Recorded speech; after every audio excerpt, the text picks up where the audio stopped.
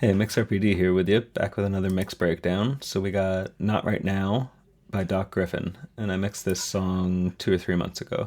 Let's give it a little play. The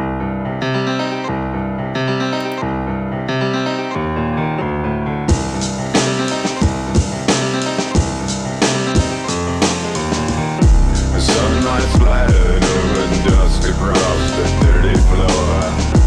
I get up, but really, what's the fucking hurt it for?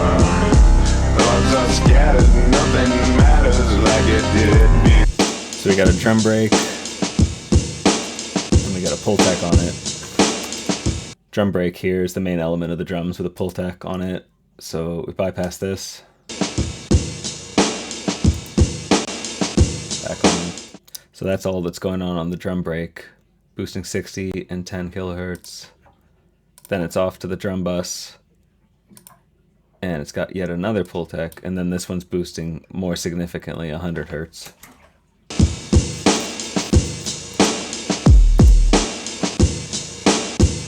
And then we've also got this kick, this additional kick here. So there's a kick in the drum break, but then there's also an additional bigger, kind of more synthy sounding kick or whatever, fake sort of EDM style kick.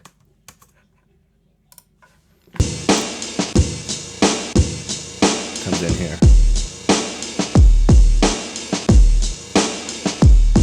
Right.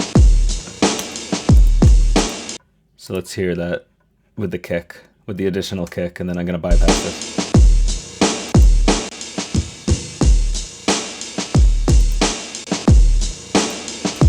So that 100 hertz boost with the pull tech is really bringing out the additional kick a lot, giving it a lot more thump. So then on from there, we've got distressor on all the drums.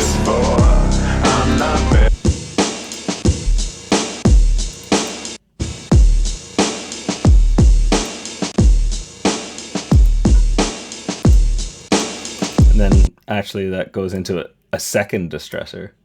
So it's the UAD distressor here, and then the IK multimedia distressor, and they're both doing a little bit. So you can see some differences here. This one's on 10-1, this one's on 3-1, but neither one's getting hit too hard, but they're adding up for a little bit of flavor. So Doc actually sent me parallel compression here, which if you don't know what that is, it's like basically like compressing something overly compressing it and then like mixing it in lower, like turning it down. So like a duplicate basically of the original thing, and then heavily compressed and turned down usually. So this is what he sent here, compressing the entire instrumental together. I used a bit of it, but I decided to just use some separate parallel compression and distortion also. Parallel distortion, so same concept, on some of the individual elements, like the drums itself and the keyboard, the piano, etc. So this is what he sent. But that's turned down, right? So this would be like minus 17. So. But I sort of found that it pumped in a weird way that I didn't like when it was up super loud. So I turned it down. And then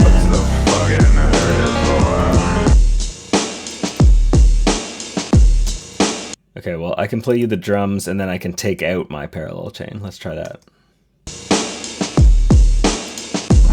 I'm not bad.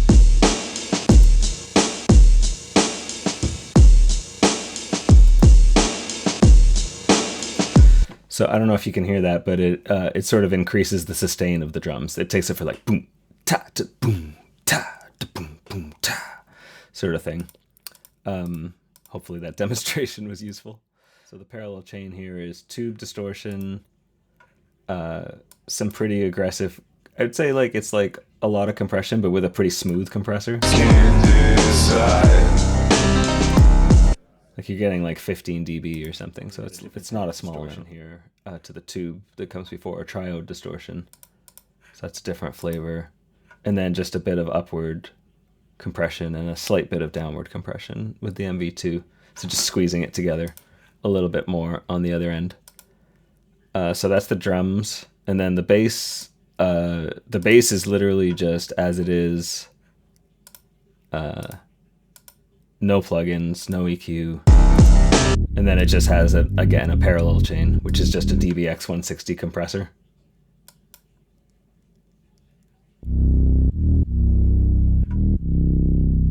So getting about 10 decibels of compression there. So if I take that out, back in, it's just generally making it more aggressive, more thwomp. And then the keys here is the piano and the reverb. So this is a really cool reverb that he sent, and I used it, and I didn't use any additional reverb. It's really like kind of synthy sounding. It's really cool.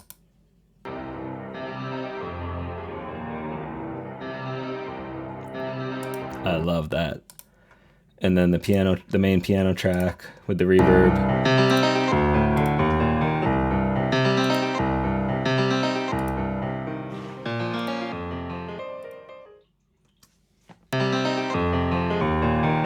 So if I take out the parallel here,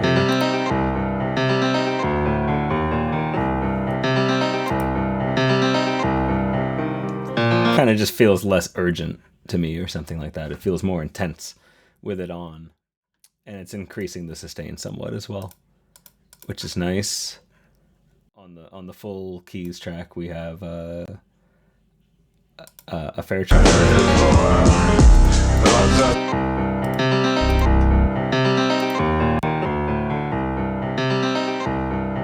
So it sounds kind of thin without it. Boosting it up here on the end.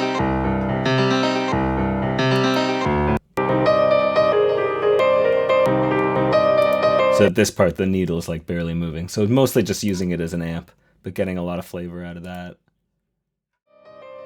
So if I bypass this.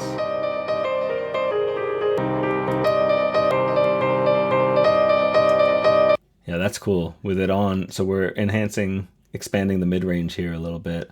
But for me, it's like, it's giving it this like spatial width thing that's really, really cool. It feels more mono in the center without this plugin on. It just kind of sits here. And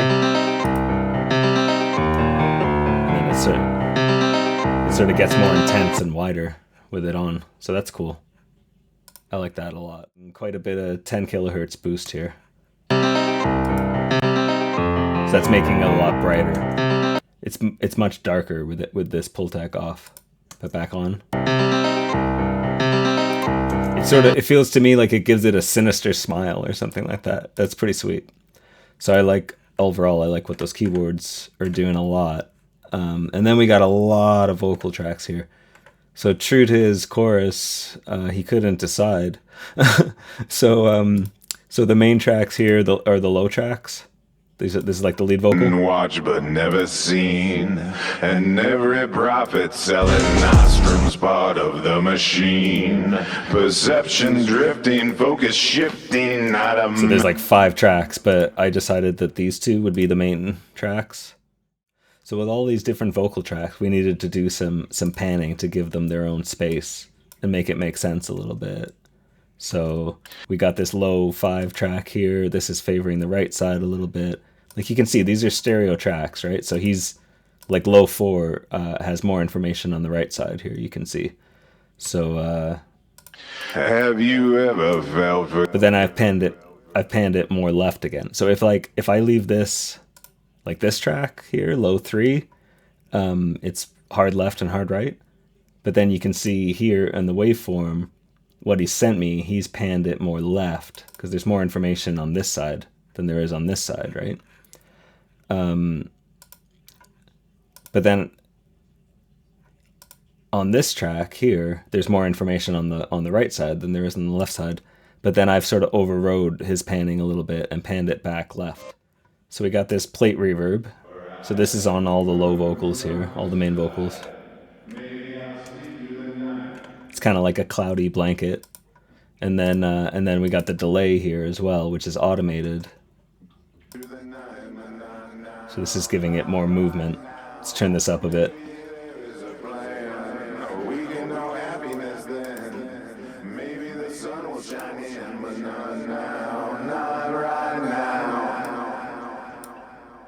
So you can hear I'm automating it up in certain spots, like not right now. It goes now, now, now, now, now.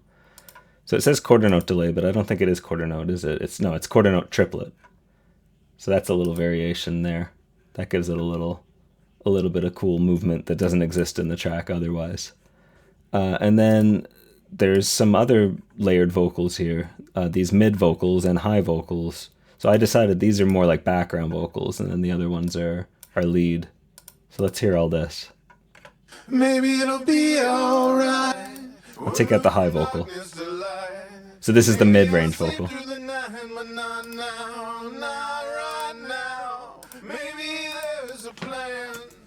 So again, a little bit of panning work. I actually duplicated this track. I panned this one hard left, this duplicate, or this main track. Because he had it panned right, and I didn't like it there, so I just panned it hard left. And then I have this track as normal, so this one's right, and then this one's left, so you get a stereo effect when they both come in. Thoughts are scattered, nothing matters. Right. Mono. What's the fucking hurry for? Thoughts are scattered, nothing matters like it did before.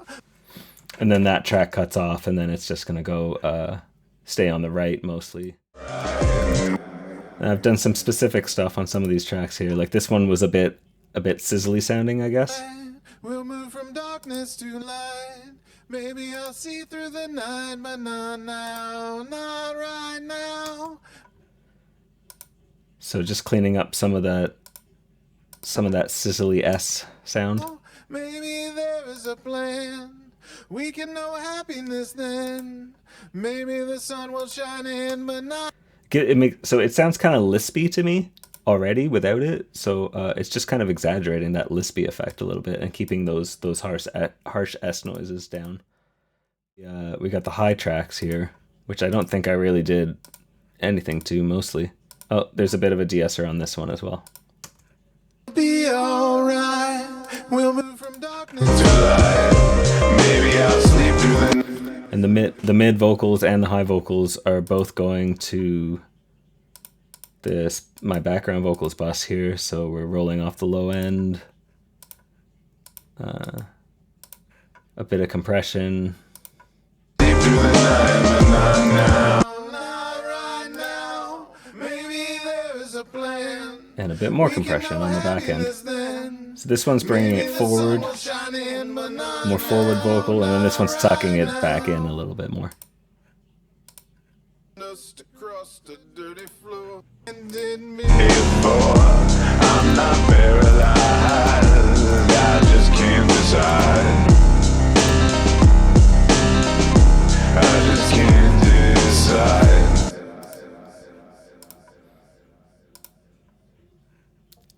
And then I don't think I showed the lead vocal bus. So the low vocals, all the low vocal tracks are going to this lead vocals bus here. I just can't decide. So we're cleaning up the low end and then boosting some mid-range basically is what's happening here. And then some soothe to cool it off again. But not now, not right now. Maybe there is a plan. We can know happy. Yeah, so it just sounds a little cooler with the soothe on, like not as abrasive, kind of more smooth. So that's cool for vibe. It's not harsh exactly. It's just like it's a little bit too hyped up. So it's like it kind of soothes and smooths them. And then we got some Arvox here. No happiness then. Maybe the sun will shine in, but not now. So getting more forwardness out of this, and probably also out of this one as well, because it always does that. Not right now. So I didn't want this vocal to be like super super loud, but I wanted it to be forward enough in the track. So those two compressors are helping with that a lot. And then we're boosting some 8 kilohertz here, so that's gonna give more presence. Maybe there is a plan. We can know happiness then. Maybe the sun will shine. Yeah, that's cool. So we got a couple things working in conjunction here. The soothe is chilling him out a little bit in the 4 or 5 kilohertz range, and then this Pultec is waking the sound back up again a little bit higher up at 8 kilohertz. So that sounds really cool to me. And then a little bit of distortion. Sun will shine in, but not now, not right now. Matters like it did before. I'm not paralyzed.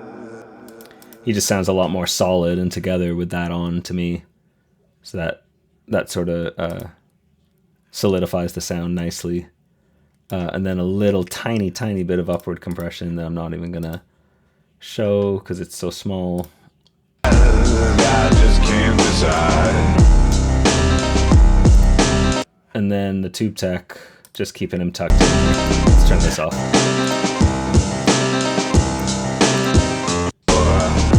I get up, but really, what's the fucking hurt for? Yeah, that makes him sound way more menacing with that. Like he kind of just sits flat with the tube tech off, but then you turn that thing on and the way it plays with the timing. So it's all about this attack and release setting here. It's the needle's swinging pretty quickly. Thoughts are scattered, nothing matters like it did before. See, so it's doing a lot to shape the sound. And the effect that it's having is it's making him sound ominous, which really fits in the track nicely. Whereas he just kind of sits there without it, you know, it sort of goes back and forth in a really musical way that's really, really working well for that. And then one final compressor even, believe it or not. I'm not paralyzed, I just can't decide. This L Ray is oftentimes too much and I don't use it, but if you can get it in there, ooh, it's nice. It makes it thick and gooey, so that's nice. I just can't decide. I just can't decide. Okay, so a few things going on there working together, and then we just have a little bit of final EQ, cleaning up a little bit more low end and low mids to keep him nice and clear. And then, you know, on some of these individual tracks, there's some of that type of stuff going on as well. Same type of thing, right? Cleaning up the low mids. Just here and there, I just got to listen to the individual tracks and see what needs what a little bit. Just giving them their own personality. This one had a little bit of a high mid boost. So yeah, that's pretty much what's going on there. And then it's all going, the whole mix is going off to the SSL bus comp here. Sunlight splattered over dust across the dirty floor. I get up, but really, what's the fucking hurt for? Thoughts are scattered, nothing. So that's bringing forth the aggression nicely. And we have the tape here. Matters like it did before. I'm not paralyzed, I just can't decide. Shaping the mix nicely. You can see it's applying this kind of EQ here, rolling off the low end a little bit, tightening it up really, and then just a little bit of harmonic information. And then we're bringing forth some thunder here with 30 hertz on the API EQ. I oftentimes don't use the EQ here, but here we're bringing a little bit of bass, and then it's got the Pultec behind that, so that's giving a little bit of 60 and a little bit of 10. So let's bypass all these. Decide. I just can't decide. So it sounds good without them, right? But it's a little bit flat. So this is just bringing forth the energy and the aggression a little bit. And then after that, it's just off to the mastering chain. So like a little bit of the ozone maximizer, and then just fab filter. I just can't decide.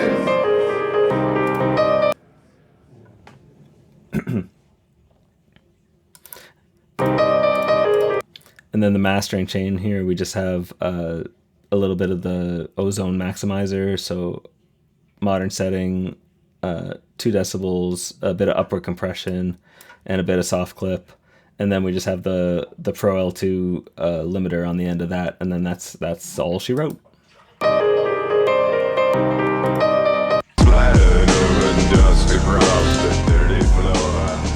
unmastered.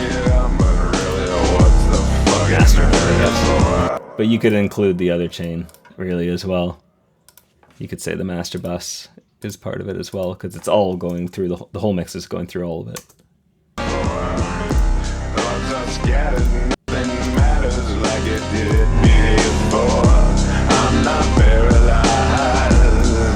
So yeah, that's the whole mix and master. There you go. I don't think I missed anything. So yeah, we'll wrap it up there. Oh, one thing we can do is play the demo mix. So this is his rough mix before I touched it. So it sounded like this. And then this is the mix. I just can't decide. You can go back and forth a couple times. Demo. Mix. Maybe it'll be alright. We'll move from on this flight. Maybe I'll sleep through the night. No, not right now. Maybe there is a plan. We can know happiness then. Maybe the sun will shine in, but not now. So what's the difference? I would say his is like kind of darker, and you hear the bass more, and then in mine you hear the kick more. So if you remember in the mix, we didn't actually do like pretty much anything to the bass. We just put parallel compression, right? Because I wanted the kick to shine through more. I wanted to reverse kind of the energy that he had going on there. To me, the kick carries it better than the bass. So yeah, that's what we got going on. So yeah, that's pretty much the whole mix there. Hope you learned something, and we'll wrap it up here. Have a good one.